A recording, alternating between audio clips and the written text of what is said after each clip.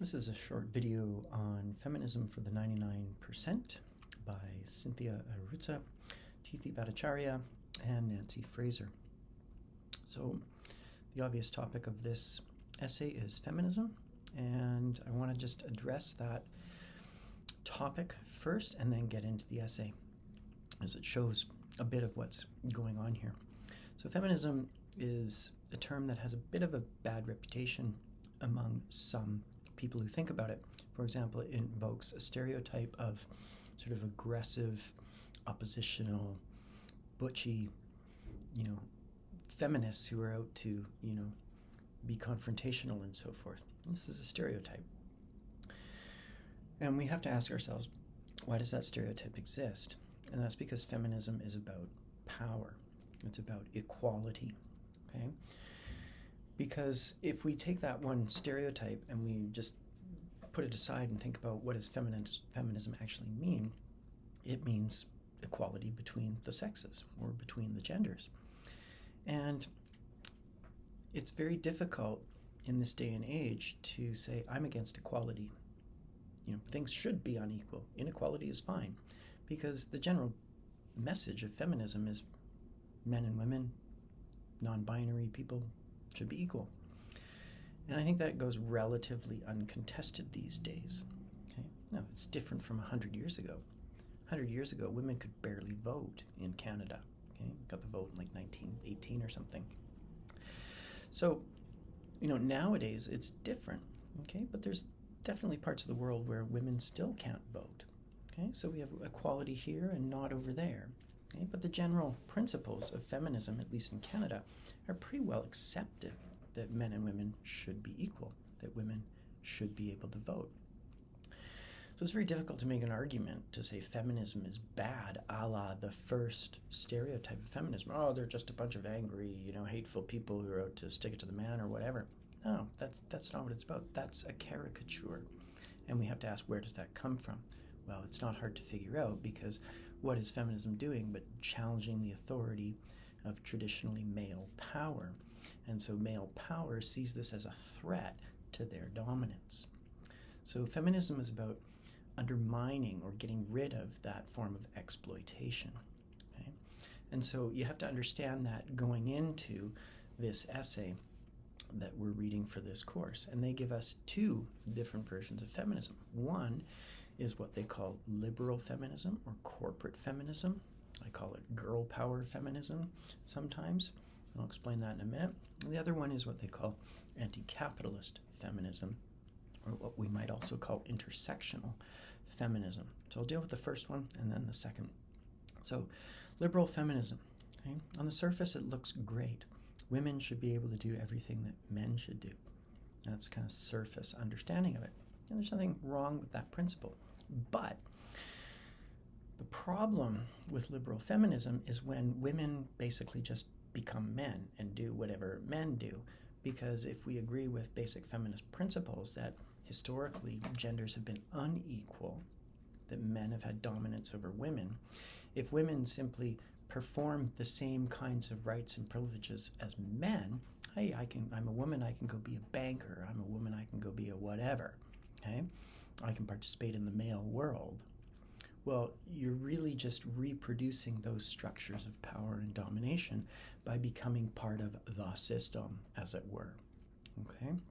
And so this is why the authors of this piece say this is not about equality, but it's about meritocracy, and it's about becoming part of the oppressive system. And that's where they see a problem with liberal feminism. So someone like Sheryl Sandberg, who they use as an example, is that she leans in, that was the title of her book, leans into the circles of male power and becomes one of the boys, as it were. And as an individual, that might look like success. She makes a lot of money, she has a lot of power, she's a woman, hey, look at me, I'm successful. But it's successful on the terms of the existing male system of power, what you might have heard the term patriarchy, okay? And so that's one of the things that they're trying to critique, okay? That the merits of her individual abilities are fine, she's successful and so forth, but she's not doing anything to undermine the systems of oppression that keep other women disempowered. Okay? So the example that I'll use here to transition to the second type of feminism is domestic labor. So we can take the figure of the stay-at-home mom, for example. Okay? Historically, even to this day, domestic labor is not paid. Like, I grew up in a fairly standard, middle-class nuclear family. My mom didn't get paid to stay at home and take care of the kids. She didn't earn a wage. My dad worked most of the time. Okay? You might say, well, the man compensates for the woman staying at home. It's like, yeah, okay, so indirectly, I guess, the woman gets paid. She facilitates the man working by staying at home, right? But the man still is the breadwinner, as it were. He brings home the bacon. There's all sorts of cliches around this to show that he's really the important one in the family because he makes the money. And so his needs have to be served in order to maintain that system where he is able to make money. Okay? Whereas the woman will bear the brunt of everything else that doesn't make money. Okay? And so someone like Sheryl Sandberg, for example, as a representative professional class woman, if she leaves the nuclear family environment, well, they need someone to take care of the kids, right? So who does that? Well, it's going to be someone who gets paid less than the person who goes to work. So if someone goes off to be a COO or a doctor or a lawyer or whatever, they're going to make more money than the person who stays at home. And this creates an inequality where some jobs are more valued and get paid better than other jobs. You may say, well, that's just the way it is. Some jobs are worth less than others. So I'm not making the argument, neither are they, that McDonald's workers should make the same as a doctor. I mean, you could make that argument, but you might have a hard time doing it.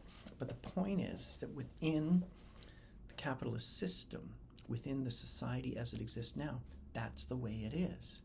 And it's those kinds of things of that's the way it is that this second version of feminism, this intersectional or anti-capitalist feminism, is trying to challenge, to say, look, we are reducing or downgrading domestic labor to say it's not valuable because, of course, historically it hasn't been valued at all. It doesn't make any money. We might say, oh, it's good because you're supporting the man or whatever, but it's still a subordinate position. And so anti-capitalist feminism, as they are outlining it, is saying, look, we have to change the way we think about the value of labor. And this is why they use the Spanish women's workers strike as an example, is the workers finally say, look, we've had enough of this. We're withdrawing our labor. See how well your society functions without our labor. And that's the nature of the strike, right? Is to say, look, try and do it without us.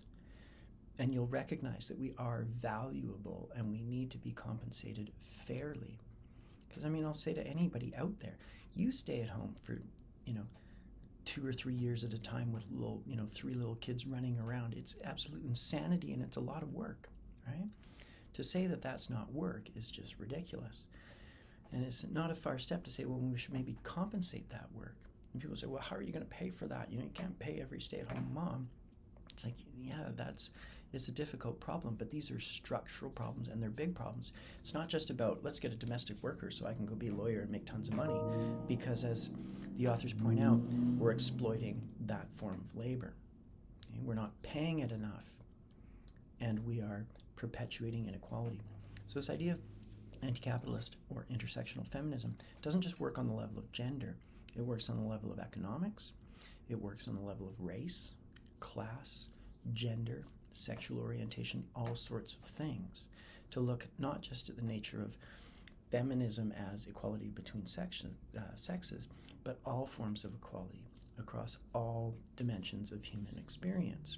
So to take a really obvious example, slavery in the past, okay, that slave work, picking cottons in southern United States in the 19th century, it paid next to nothing, if anything at all. And could we look at that now and say, oh, it's just the way it is? Because that's how they looked at it in the 19th century, because they weren't fully human. Slaves weren't seen as real people. They couldn't vote, didn't have any workers' rights and so forth. But through slow forms of resistance, slavery ended. okay? And greater equality was achieved. But there's still all sorts of inequalities floating around. And so the anti-capitalist version of feminism that they are promoting here is saying, look, there's very deep structural problems in how we think about equality. And it's not good enough to just say, well, that's the way it is. Because when one group is exploiting another group, intersectional feminism wants to step in and say, hey, we need to address this form of inequality. Okay?